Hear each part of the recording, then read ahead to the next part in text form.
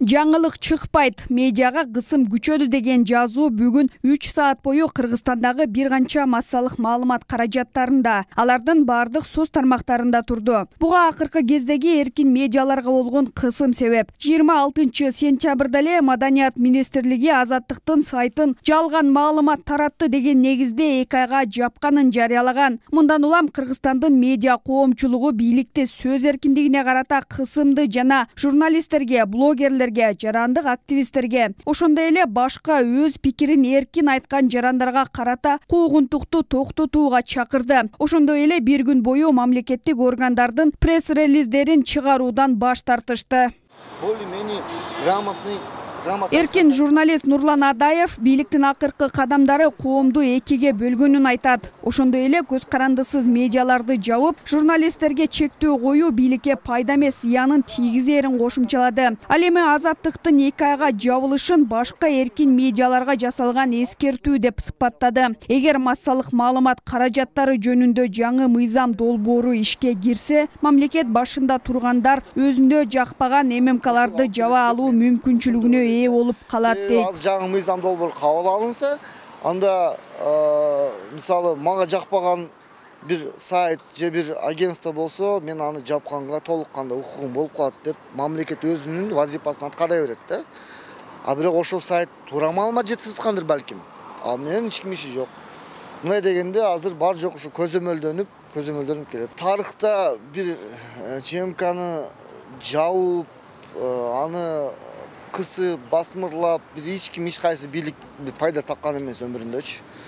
Анын бир пайдасы деле жок денсе да. Коомдук ишмер Акылбек Ташпулатов да өлкөдөгү акыркы окуяларды сындап, буга эл аралык уюмдарда терс пикирлерин айтып жатканын билдирди. Ошондой эле жаңы мыйзам Орусиянын мыйзамынан көчүрүлгөнүн, ал туура багытта иштебей жатканын айтты. Мисалы, мыйзамда медиага каршы арыз жазылган учурда гана бийлик аны текшерип, убактылуу жабуу же жаппоо чечимин кабыл алуу керек. Мындай шартта бул жолу Маданият министрлиги Азаттыкты жапканы мыйзамды одоно бузганынын далили дейт ал. Азаттык боюнча чечим ошол мыйзамдын өзүндө жазылган ким ошол арыз бере турган субъект болушу мүмкүн. Бул жерде министерство өзү субъект болуп, өзү арыз берип туруп, анан өзү караган такыр тур эмес, процедурно тур эмес да. Ал жакта башка адам мисалы арыз берип туруп, анан министерство андай чечим кабыл алышы мүмкүн эле. Процедурно бул жерде ката кеткен. Азыртан эле ошол мыйзам мындай туура эмес иштебегендиги көрүнүп атат. Келечекте деле бул мыйзам бизде мисалы биздин улуттук баалуулуктарыбызга туура келбегендиги үчүн мен оюмча иштебейт бул мыйзам. Укук коргоочу Асылбек Кунгуров жаңы мыйзамды оппозициялык саясатчы активисттердин кармалышын, Азаттыктын жабылышын мыйзамсыз аракет деп баалады. Мындай чаралар мамлекетке түздөн-түз терс таасирин тийгизерин айтат. Ошондой эле чет өлкөлүктөр инвестиция берүүдө, өлкөнү колдоодо сөз эркиндигин эске алат дейт. Ал эми жаңы иштелип жаткан мыйзам долбоору баш мыйзамга каршы келерин билдирип, мамлекет тарабынан жасалып жаткан ашыкча аракет деп баалады. Биздин баш мыйзамда Конституцияда жазылып турат. Сөз эркиндигин, массалык маалымат каражаттарынын эркиндигин чектеген мыйзамдардын кабыл алынса тыюу салынат деп турат. Ошондуктан кандай гана мыйзам кабыл албасын, кандай гана ченемдик укукту кабыл албасын, эгер дал Конституциядагы нормага каршы келсе, ал мыйзам баягы баш мыйзамдын алдында күчү жок болот.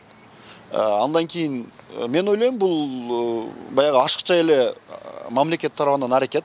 Себеби бүгүнкү күндө жарандык тартипте эгерде кандайдыр бир туура эмес маалыматтар, жалган маалыматтар мамлекетке, мамлекеттик кызматкерге шек келтирген маалыматтар жарыяланса, аларды жарандык тартипте жазага жоопкерчиликке тартса болот. Кыргызстандагы маалымат каражаттарынын негиздөөчүлөрү жана ММКлардын 30дан ашуун редакторлору бүгүн президент Садыр Жапаровго, жогорку кеңешке, УКМКнын төрагасы Камчыбек Ташиевке, баш прокурор Курманкул Зулушевке, ички иштер министри Улан Ниязбековго жана маданият, маалымат, спорт жана жаштар министри Алтынбек Максутовго эркин медиаларга кысымды токтотуу боюнча кайрылуу жолдошту. Анда алар өлкөдө соңку кездерде көз карандысыз журналисттерге жана маалымат каражаттарына кысым күчөп жатканын белгилешип, сөз эркиндигине кысымды токтотууну суранышты. Зыягүл Болот кызы, Алтымыш Жантемир уулу, Азам Бузриков, Бейтарап, Ош шаары.